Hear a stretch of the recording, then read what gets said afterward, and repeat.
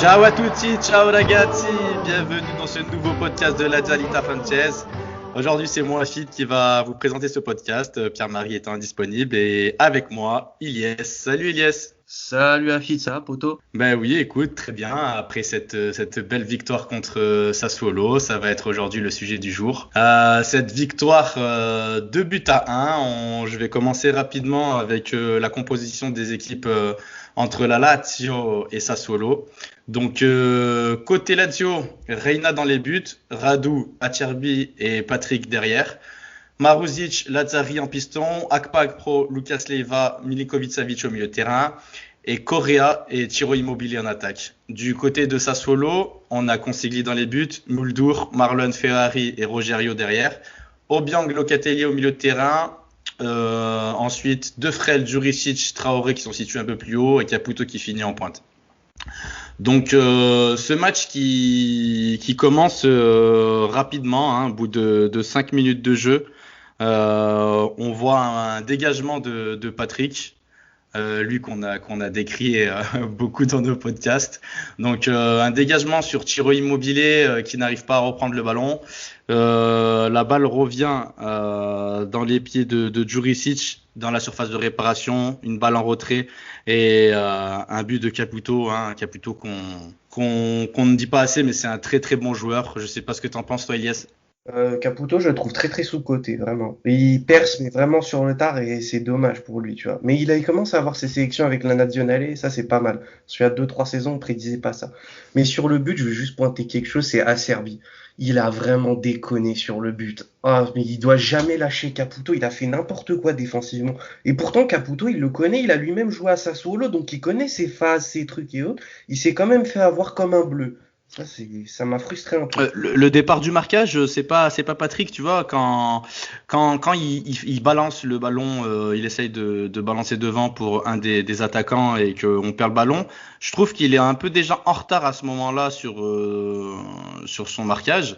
Et ensuite sur la balle de Juricic, elle passe entre Patrick, je crois, et Acerbi. Mais c'est vrai qu'il y a eu un problème de marquage là dans la défense. Et surtout, ce qui me gêne, c'est qu'Acerbi, il a taclé pour tacler. Genre, il s'est complètement troué. Genre, je veux bien que Patrick, il s'est aussi un peu troué, mais justement, quand tu joues à 3 derrière, c'est que si t'as un des centraux qui se craque, normalement, t'en as 2 autres qui assurent derrière et qui sont capables de sauver les pots cassés. Là, Acerbi aussi, c'est craqué complet. Pour moi, le but, c'est plus pour Acerbi que pour Patrick. Ensuite, à la Lazio, pendant ces 5, on va dire, 10 premières minutes, c'est Sassuolo qui a eu quand même quelques occasions et qui a concrétisé donc à la 6e minute avec ce but de Caputo. Ensuite, la Lazio reprend un peu le match en main. À l'image de Sergueï, qui nous fait pour moi cette première mi-temps, ça a été une de ses meilleures mi-temps que j'ai vues depuis bien longtemps, entre les récupérations, les balles longues, les balles courtes. Franchement, il m'a fait plaisir, notre sergent. Et il a son niveau de jeu. Exactement. Et tu nous parlais il y a pas très longtemps de ça, de sa régularité pour qu'il devienne un top player. Et je pense que, tu vois, en l'absence de Luis Alberto, il a pris aussi le jeu à son compte. Donc, je suis très content de Sergueï sur ce match. Donc, une balle de Sergueï Milinkovic vers Maruzic à la 12e minute. Maruzic qui aurait pu faire la passe pour Ciro Immobile, mais qui tente de marquer. Ça passe à côté. Ensuite, Immobile pour Correa à la 14e. On a aussi une occasion, encore à l'image, on parlait de Sergueï. Sergueï Milinkovic-Savic qui vient récupérer, je sais pas si tu vois, Elias, à la 23e minute, tu sais, il vient récupérer la balle dans les pieds de Locatelli et il vient envoyer une balle en profondeur à Correa. Et ensuite Correa s'infiltre dans la surface entre 2 défenseurs et qui vient frapper, la balle est contrée et du coup là ça fera corner. Là c'était super récupération, super balle en profondeur, c'est du grand Milinkovic-Savic. Ça, c'est un grand milieu box-to-box, genre, tu vois. Là, il a été capable de faire plus que ce qu'il faisait auparavant, c'est-à-dire être en quelque sorte la deuxième rampe de lancement avant de la donner à Luis Alberto. Là, clairement, il a pris le milieu à son compte, il a pris le jeu à son compte, et quand il a pu, il a réellement accéléré le jeu. Il s'est pas contenté d'envoyer des longs ballons pour envoyer des longs ballons. Il a vraiment essayé de faire une transition attaque-défense qui était, je trouve, très intéressante. Ensuite, sur ce corner qui est gagné par Correa, sur cette super passe de Milkovic-Savic. C'est l'inverse, c'est Correa qui va tirer le corner et qui va servir Sergueï, et d'un coup de casque qui vient là assommer Consigli, et un but partout. Un but qui vient quand même montrer, je me répète, mais cette superbe première demi-heure de Sergueï Milkovic-Savic. Donc un but partout à la mi-temps. On sent qu'on a quand même la possibilité de gagner ce match, malgré, c'est vrai qu'on l'a pas, que je l'ai pas stipulé avant, mais on a perdu Luis Felipe dans ce 11 de départ. Il se fait opérer. J'ai été aussi surpris de la titularisation d'Akpag-Pro. Je sais pas toi, Elias, mais il a quand même mis Luis Alberto à la place de Akpag-Pro à la place de Luis Alberto. Ça aussi, c'est quelque chose qui m'a quand même surpris. Ben, d'un côté, je peux le comprendre. Genre, si Akpag Pro, il permet à Sergueï sur ce match de, en quelque sorte, se délester d'un peu de charge Ouais. défensive pour les mettre à Akpag Pro, moi, je suis pour, si c'est pour qu'on ait Sergueï un peu plus en 8-10 et qu'il soit plus obligé de autant rester au milieu ou d'autant rester en défense, et qu'Akpag Pro, justement, il peut couvrir ses montées, ses potentielles prises de risque hautes, moi, je suis pour. Genre, je peux l'entendre. Mais je peux entendre aussi la titularisation d'Andreas Pereira, et ça aurait fait une forme de continuité. Mais à la fin, ça a payé, donc c'est que c'est bon. Ouais, je suis totalement d'accord avec toi. Ça peut nous donner une alternative, on va dire, dans ce milieu de terrain. On en avait parlé, mais tu te rappelles que quand je te disais que Pereira a été recruté un peu pour remplacer Luis Alberto, et a priori, tu vois, Inzaghi prend une autre option et préfère le mettre plus haut en attaque, et plutôt mettre Akpag Pro en milieu défensif et soulager un peu cette charge à Sergueï qui peut nous sortir des masterclass. Ouais, je peux dire quelque chose sur Andreas Pereira. Oui, vas-y, bien sûr. Je trouve un peu qu'il est dans une espèce de rôle bâtard. Genre, je m'explique. On le trimballe un peu partout. Genre, on le trimballe dans le milieu, on le trimballe en 10, on le trimballe en 9. Il a joué 9 face à Parme. On le trimballe sur un côté. Genre, il a pas vraiment de poste fixe. J'ai l'impression que le Mister ne sait pas comment l'utiliser. Il le voit plus comme un couteau suisse capable de rentrer un peu partout et de dépanner un peu partout, plus que comme un réel titulaire en puissance ou, tu vois. Ouais, je suis d'accord avec toi. C'est en fait, il cherche un peu sa place dans cette équipe. Je pense que ça va être à double tranchant. Je pense que soit il arrive à exploser et à se fondre dans ce 11, ou même, tu vois, un titulaire qui joue quand même un peu plus, parce qu'il joue pas quand même pas beaucoup, Pereira. Mais Il c'est rentre vrai pour les qu'il est fins dans de ce match. rôle entre le milieu de terrain et l'attaque. Il est encore, on va dire qu'il est encore sur ses réserves, encore assez timide, malgré qu'il nous montre quelques bonnes petites choses quand il rentre, hein. Ouais, mais le problème avec Correa, c'est que c'est un joueur qui a peu de confiance en lui, qui a pas trop confiance dans son jeu, et le trimballer un peu partout, et ne Pereira, pas tu lui veux dire? donner de Ouais. poste fixe, ça peut peut-être l'empêcher, tu vois, de prendre cette confiance et de récupérer cette confiance dans son jeu, vu qu'il en a réellement besoin. Celui-là, il sort d'une passe très très difficile à Valence, et le Correa prometteur qu'on voyait dans ses premières saisons à United, j'ai l'impression qu'on le voit plus trop. Pereira. Oui, pardon, Pereira. Mais je suis d'accord avec toi. C'est des joueurs que c'est un peu des éternels espoirs, en espérant qu'ils explosent, et bah nous on attend que ça serait super pour nous. On veut éviter la Ravel Morrison. Oui, c'est clair. Ensuite, la deuxième période où on va directement aller au but à la 70e minute pour faire rapide. C'est Radu. On va parler du joueur qui va faire à qui Radu a fait la passe, c'est Maruzic, hein, Elias. Ouais, t'inquiète, on se comprend. On se comprend. On va vous dire ça à nos auditeurs. Donc Radu qui lance Maruzic, lui s'infiltre et vient délivrer sa 5e passe décisive de la saison pour Ciro Immobile, qui lui marque son 13e but. Quel joueur, encore une fois. Doit-on encore le dire? Doit-on encore dire quelle hauteur, quelle prestance, quel joueur est aujourd'hui Ciro Immobile? C'est mon joueur préféré, et bon, bah, comme je pense beaucoup de supporters de la Lazio, hein. Mais qu'est-ce que je l'aime? Qu'est-ce que je l'aime, ce joueur? C'est vraiment un joueur qui est complet. Je me rappelle, dès qu'il était arrivé à la Lazio, je trouvais qu'il allait un peu de partout. C'était un joueur qui se dispersait un petit peu sur le terrain. Aujourd'hui, je trouve que c'est un joueur très complet, que ce soit techniquement, que ce soit sans le ballon, avec le ballon, il sait tout faire. Il sait tout faire. Aujourd'hui, pour moi, j'ai pas honte de le dire, c'est une superstar aujourd'hui, Ciro Immobile, qui est en train vraiment de confirmer vraiment tous les espoirs, des supporters laziale, mais aussi des supporters italiens, des tifosi italiens qui ont trouvé, je pense, un attaquant hors pair pour le prochain Euro. On parlait de Maruzic, on vous parlait ou on rigolait Elias et moi de Maruzic. C'est vrai que avec Pierre-Marie, on le taquine un petit peu parce que c'est pas trop un joueur dont il est fan. C'est vrai qu'il a beaucoup d'irrégularités, pardon, mais avec Elias, on disait que il a quand même marqué 5 passes décisives. Il a donné 5 passes décisives. C'est quand même un joueur qui joue pas à son poste et qui dépanne très bien. Et moi, je suis un pro Maruzic. Toi, Elias, si tu veux en parler un petit peu de Maruzic. Bah, moi, Marouzic, j'étais comme PM, j'étais un peu sur ma fin avec lui. Genre, je trouvais qu'il avait de très nombreux soucis de blessures, qu'à droite, il se faisait un poil vampiriser, ce depuis longtemps. Mais alors là, à gauche, j'ai l'impression que c'est la renaissance pour lui. Parce qu'à gauche, c'est un no man's land. Et pour moi, Fares, il est dans le beau drap, là. Parce que là, pour l'instant, c'est Marouzic qui tient la corde Il y a le retour de Lulic. Ouais, c'est À lui qui noter tient la qu'on n'a corde pas dit. Ouais. du successeur de Senad Lulic plus que Fares. Celui-là, Marouzic, je l'ai déjà dit dans un podcast, mais ce que j'aime bien, c'est ses capacités de course, c'est le fait qu'il court tout le temps, il n'abandonne jamais, tu peux lui envoyer un ballon dégueulasse, l'envoyer au casse-pipe complet, il va quand même courir, il va quand même essayer de s'arracher pour gratter une touche, pour gratter le ballon, pour essayer de récupérer une C'est vrai qu'il faute. il se bat beaucoup et même défensivement, il s'arrache et faut le signaler. Après, on aime ou on n'aime pas. Moi, je trouve que c'est une bonne alternative. Maruzic, il nous a bien dépanné et comme on a dit, c'est le meilleur passeur du club.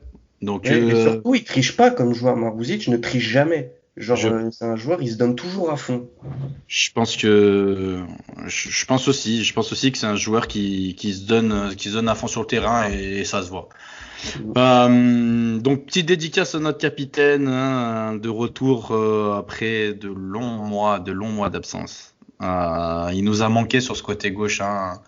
Franchement, je suis très content de revoir Lulic, même si voilà, c'est un joueur qui commence à avoir un certain âge, à l'image de nos Parolo et j'en passe, Lucas Leiva. Mais à noter ce retour-là qui fait un grand bien psychologiquement et même dans le vestiaire, ça fera un grand bien, je pense, à tout le monde.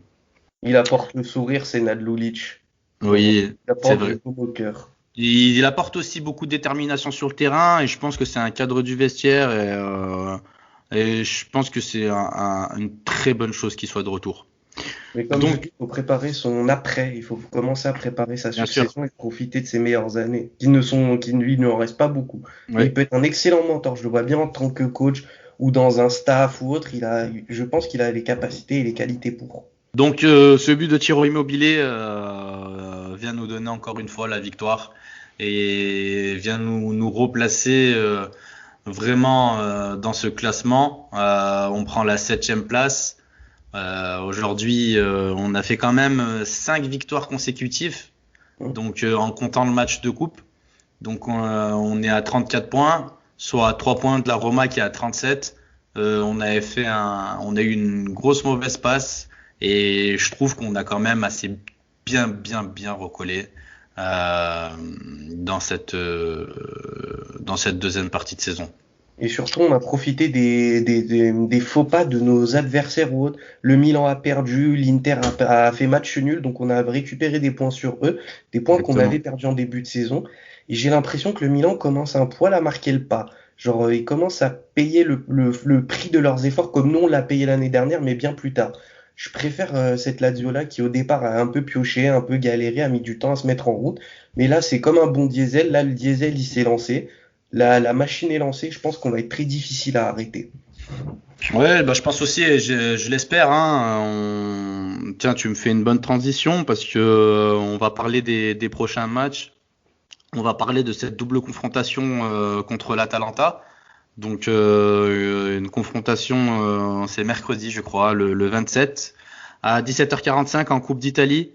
Ça va être un match, je pense, où il va falloir réfléchir si on va devoir faire tourner ou pas.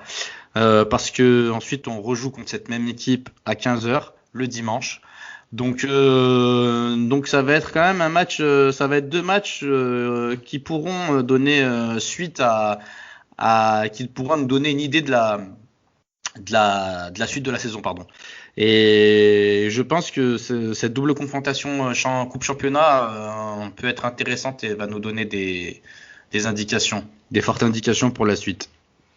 Je sais pas ce que tu en penses, toi, Ilyes, par rapport à ces deux matchs, l'Atalanta qui a gagné le Milan, qui a quand même fait quand même une démonstration. Nous, on a 5 victoires consécutives. Ça va être un beau match comme tous les Atalanta Lazio, je pense. Bah, l'Atalanta, c'est un vrai poil à gratter. Et je me rappelle, j'avais dit très clairement que l'Atalanta, cette saison, elle me décevait un peu. Genre, il y avait plus cette fougue, cette insouciance qu'ils avaient, genre, cette réussite qu'ils avaient, elle semblait un peu les avoir fui. Et là, face au Milan, il y a vraiment eu un gros sursaut. Parce que quand tu vois le 3-0, il y a Ivicic, il te fait un match mais magnifique. Et l'Atalanta, ils peuvent en mettre 5-6, que c'est pas honteux pour moi, tu vois. Et ça va être un problème pour cette Lazio-là de l'affronter, parce que là, on va avoir un choc de deux équipes en confiance. Et pour moi, le match de coupe, bah, va falloir quand même le prendre un poil au sérieux, parce qu'il faut mettre le doute dans la tête des joueurs de l'Atalanta. Toi, tu préférais gagner quel match? Celui de championnat ou celui de la coupe, honnêtement? Franchement, pour moi, le match de coupe déterminera le match de championnat. Si on met D'accord. le doute dans la tête de l'Atalanta, si on les bat, si on les met un peu, tu vois, pas en confiance, qu'on leur montre qu'on nous aussi on a des qualités, qu'on joue sans peur, qu'on les a battus il y a quelques jours et qu'on va le refaire après, je pense que ça peut être un vrai tournoi et on peut partir avec des gros points d'avance psychologique, comme un peu ce qu'on avait fait face à la Roma. On est parti avec de l'avance psychologiquement et cette avance, elle s'est matérialisée par un résultat final de 3-0. Donc pour moi, le match de coupe déterminera le résultat final du match de championnat, qui va être capital et va valoir de l'or. Mais je m'inquiète pas, vu que cette Lazio-là, face au Gua, nous a rarement déçus. On a fait match nul à la Juve, on a tapé le Napoli, on a perdu au Milan bêtement, on a fait match nul à l'Inter. L'Atalanta ne me fait pas peur. Eh ben écoute, réponse mercredi à 15h, on sera à 17h45, pardon. On sera tous devant notre télé. Tu voulais peut-être, on parlait du match de coupe, tu voulais peut-être faire une dédicace à un joueur contre le match de Parme qu'on n'a pas parlé. Oui, oui. Bah, là, genre, je vais faire une dédicace à un joueur, un grand. Il est attaquant. Il est Kosova. Il a coûté 17 millions au Fenerbahçe. Et là, je vais parler de Vedat Muriqi. Vedat Muriqui, apparemment, j'ai bien aimé son match. Je l'ai trouvé très confiant, très sûr de soi dans ses prises de balles. Il aurait dû et pu être récompensé d'un but. Parce que pour moi, l'autogol que met le gardien de Parme, il est pour lui parce que c'est lui qui met le coup de casque. Enfin, il gagne un duel de la tête. On attendait ça depuis je sais pas combien de temps. Il l'a pas fait face à Théo Hernandez. Il nous a coûté une victoire. Là, il nous amène une victoire en coupe. Il s'est racheté l'animal. Et face à Sassuolo, j'ai bien aimé son entrée. Il a réellement impacté le jeu. Il a vraiment été utile dans son entrée. En coupe, j'ai bien aimé aussi son match. Il a été solide, comme toute la Lazio, que ce soit bon. On a eu un coaching un peu bizarre avec Parolo défenseur central. On pourra parler du cas des Bon, défenseurs. bah, il avait pas il avait pas trop le choix après, Ilias. Pour Parolo, t'as Vavro et t'as Armini. Tu peux quand même en mettre un des deux en coupe face à Parme. Oui, après ça c'est Parme, ils ont mis des l'éternel gamins de 17 ans. c'est l'éternel débat qu'on a eu. On pourra en parler d'ailleurs. Tu me Bon. fais encore une bonne transition sur les trois petits sujets à venir avant de clore avec les paris sportifs.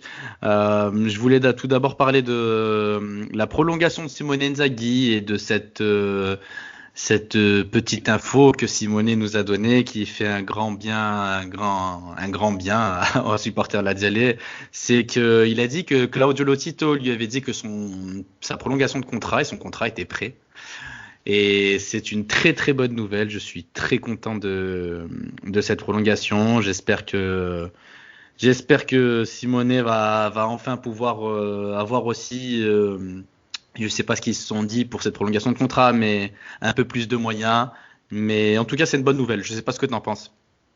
C'est une bonne nouvelle sur le court terme. Sur le long terme, je suis un peu mitigé parce que j'ai lu qu'il prolongeait jusqu'en 2024.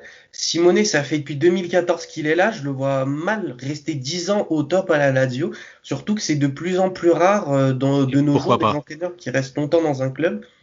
Ça me gêne un peu.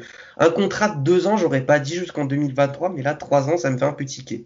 Eh ben moi je suis pas d'accord avec toi Elias, je suis vraiment moi je suis un amoureux du comme toi du ballon et moi j'aime les personnes fidèles. J'aime les Sir Alex Ferguson, j'aime les Arsène Wenger, j'aime ces gens-là même si moi il peut être énervant sur le long terme parce que tu sais c'est comme dans un couple un entraîneur. Quand t'es marié depuis 20 ans, eh ben il y a des moments où il y a des difficultés dans le couple. Mais il faut tenir. Et après, les beaux jours reviennent toujours dans un couple. Et moi, je pense que cette fidélité-là, au haut niveau, elle se fait de plus en plus rare. Et pour moi, c'est une fierté que Simone Inzaghi reste avec nous encore pour très longtemps, parce que c'est plus trop d'actualité dans les clubs aujourd'hui, hein, même dans notre société. C'est une société de consommation. On est là, on vient, Simone Inzaghi, lui, il vient du club, il est amoureux du club et je pense que si on recrute quelqu'un d'autre qui vient avec peut-être des bonnes ambitions, mais il n'aura pas cet amour-là que Simone pourra nous donner. Bah, je vois ce que tu veux dire, mais pourquoi les entraîneurs ils durent moins dans les clubs et qu'on n'aura plus de Sir Alex, de Arsène Wenger ou autre, c'est que maintenant dans le foot tout va vite, tout va trop vite.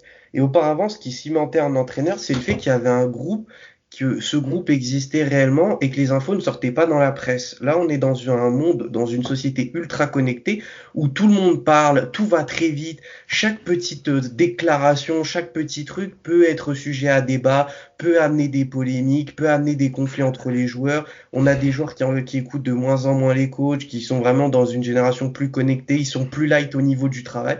Et ça, bah, à terme, ça épuise parce que le coach, bah, son message, il finit par un peu moins passer, il finit par être dilué. Et ça peut finir façon Wenger à Arsenal où, bah, à la fin, ça n'allait plus du tout. Les supporters voulaient sa tête. Pochettino à Tottenham, ça a fini très mal. Daniel Levy l'a viré. Il y a qui d'autre encore comme exemple qui me vient? Là, tu as Gasperini qui s'est battu avec Papou Gomez, alors que bah, Gasperini est celui qui a façonné Papou Gomez et Papou Gomez a façonné celui qui est actuellement Gasperini. Oui, C'est mais ça. Iliès, après la force d'une équipe, je trouve que la Lazio, ça reste un petit monde à part et j'ai envie vraiment qu'on le garde. Aujourd'hui, quand il y a des problèmes, la Lazio, ça a toujours été, tu vois, c'est des joueurs qui jouent ensemble depuis des années. Et on vient mettre des joueurs les uns après les autres, on vient pas tout chambouler. Et c'est ça qui est bien aussi, c'est que le vestiaire reste quand même soudé et ça reste une famille. Contrairement à d'autres clubs où ça vient, ça part, tu vois, une équipe de mercenaires. Bon, je vais parler de nos amis intéristes, mais regarde, tu vois, il y a beaucoup de joueurs qui viennent de Largement. l'étranger, ou dans ce club aussi. Mais tu vois, j'espère que, en tout cas, Simone va rester avec nous et qu'on va rester un petit peu en dehors, tu vois, sortir un peu de ce foot business et quand même avoir un peu cette, cette façon de garder le club avec une certaine chaleur, tu vois. Mais je vois ce Donc, que tu veux dire, mais tu ouais. vois, dans le foot business, faut que tu pioches des nouvelles idées, parce que les vérités d'hier que Simone a eues parce qu'il était en dehors du football, en dehors de la Lazio, qui n'était pas coach, bah là, ces réalités, peut-être que demain, ne le seront plus. On regarde le 3-5-2 commence à tomber en désuétude. Est-ce que Simone est capable de changer son fusil d'épaule? Là, actuellement, la mode, c'est quoi? C'est le contre-pressing. Est-ce que la Lazio est bonne en contre-pressing? C'est ça les questions que je pose. Et Après, toi, est-ce que essaye après, d'importer des choses de l'extérieur, genre, tu vois, les relances propres avec le gardien, hmm. t'as Strakosha qui est pas du tout adapté pour ça. Pourtant, Simone a essayé à de nombreuses reprises, on l'a bien vu cette année, de faire partir, de faire des passes entre les défenseurs, de la donner à Strakosha qui devait la donner un peu mieux et dégager, mais proprement. Strakosha n'en est pas capable. Oui, je suis d'accord, bah, c'est pour ça qu'aujourd'hui, Pep Reina vient prendre sa place. Après, pour revenir à Simone Inzaghi, voilà, on lui a tapé dessus plusieurs fois quand ça allait mal. Il a su quand même modifier certaines choses qu'il ne faisait pas, comme disait Pierre-Marie, les cartons jaunes où il sort les joueurs. Il arrive à quand même à changer un peu son fusil d'épaule sur certaines choses, sur les changements. Mais bon, on verra l'année prochaine. Peut-être que ça va être aussi un deal dans sa prolongation de contrat, où ici il va falloir aussi changer son système de jeu et évoluer un petit peu dans son approche et sa manière avec ses joueurs, parce que quand tu re-signes pendant 3 ou 4 ans, il faut savoir aussi changer son discours. Il faut savoir aussi qu'ils apprennent à tendre la main aux jeunes parce qu'ils leur fait pas suffisamment confiance à mon goût. Je suis d'accord. Une petite nouvelle aussi, Mercato. Bon, j'ai vu passer ça. On sait tous que notre cher Lazio est à la recherche d'un défenseur central. Et on a parlé de Todibo. Joueur appartenant au FC Barcelone. Ce serait un prêt avec option d'achat entre 15 et 20 millions d'euros. Le FC Barcelone veut une option d'achat à 20 millions d'euros. La Lazio ne veut pas dépasser les 15. A priori, ce serait le nom en tête de liste, mais on n'est pas à l'abri d'une surprise. Mais en tout cas, je pense vraiment qu'on aura un transfert et ce sera un défenseur central qui va venir. Je ne sais pas si toi, Elias, tu as eu des infos Ah non, j'ai pas d'infos. Moi, l'info que j'ai, c'est que le Barça est actuellement la tête sous l'eau, qu'ils ont 1 milliard de dettes qu'ils doivent éponger, 720 millions d'actifs qu'ils doivent éponger. Donc là, ça va être la grande braderie, donc il y a moyen que Todibo à la Lazio, ce ne soit pas qu'un doux rêve ou une douce fantaisie. Après, il faut voir si Benfica sera d'accord pour le lâcher, parce que je pense qu'il faudra lâcher un petit bail à Benfica aussi. A priori, Benfica veut s'en débarrasser, donc c'est les infos que j'ai. On verra, ce sera les infos, on vous en dira plus si on a des petites infos dans les prochains podcasts. J'ai une petite info, moi, c'est que Radu a refusé un club de Serie A pour rester à la Lazio. Oui, Radu a refusé tellement de choses pour rester à la Lazio. Ouais. Tu fais bien de le dire, hein, bien sûr. Tu fais bien de le dire, mais il a, quand je pense à Radu qui a refusé de jouer en équipe nationale pour rester se consacrer à la Lazio, c'est vraiment un joueur, je pense qui m'aura marqué. Et je suis content qu'il ait refusé encore une fois une offre.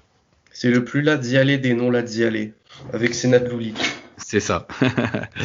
On va finir par les paris sportifs. Donc, je vais prendre les codes de Atalanta Lazio pour le match de championnat et non pour le match de coupe. Donc, l'Atalanta est coté à 1,78, pardon. La Lazio est cotée à 4. Toi, Elias, si tu devais choisir juste une de ces deux cotes. Franchement, j'ai la main chaude sur les podcasts, sur les paris ces temps-ci, donc je vois bien une victoire de la Lazio. Parce que l'Atalanta me rappelle un peu cette équipe de Sassuolo. Ils ont un peu les mêmes principes de jeu, c'est la même bouffée d'air frais pour tous les deux. Et à la Sassuolo, on a bien vu que la Lazio a été menée, a accepté d'être menée et a pris le jeu à son compte et n'a pas paniqué. Et à la fin, ça a payé, on a gagné. Je vois bien un scénario pareil à l'Atalanta avec un Ilicic qui ouvre la marque ou un Ilicic qui marque, qui égalise ou autre. Et la Lazio qui quand même à la fin arrive à s'en sortir et gagne grâce à un but de notre bomber, ce bon Ciro Immobile. Eh ben écoute, que je t'entende. Moi je vois encore un match nul, un 2-2. La cote elle est aussi à 4. Moi je t'ai demandé de choisir une seule cote, mais il y a aussi le match nul qui est coté à 4. Donc moi je vais tabler pour un match nul. Ilias table pour une victoire de la Lazio à 4. Donc à mon avis tu as la chauffe, Ilias. Donc j'espère que cette fois-ci encore tu auras raison. Ma maison sur la victoire de la Lazio. Alors 4. Ce sera 4 pour nous. Allez alors banco. Ilias, merci beaucoup. Merci beaucoup d'être avec moi aujourd'hui pour d'avoir fait ce podcast. Je tiens quand même à faire une petite dédicace à Pierre-Marie qui est toujours présent, qui est là à l'origine de tout ça, et merci aussi à Sport Content qui nous produit.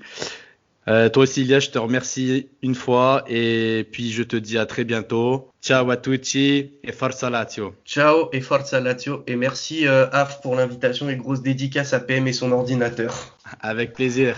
Ciao ragazzi.